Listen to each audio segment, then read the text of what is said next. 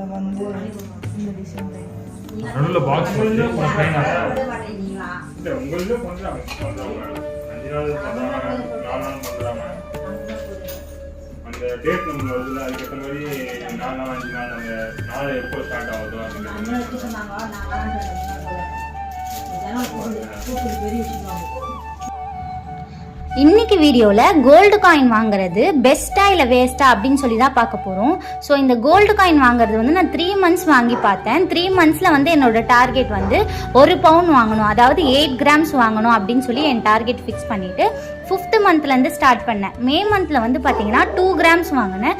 So 2 grams வாங்கினதுக்கு என்னோட rate எவ்வளோ வந்துச்சுன்னா 14,133 வந்துச்சு. ஸோ இதோட பிரேக்கப் என்னன்னு பார்த்தீங்கன்னா 1 கிராமோட ரேட் வந்து 6,730 எப்போனா மே மந்தில். ஸோ இது நான் 916 வாங்கினதுனால வேஸ்டேஜ் வந்து 6%ன்னு சொன்னாங்க.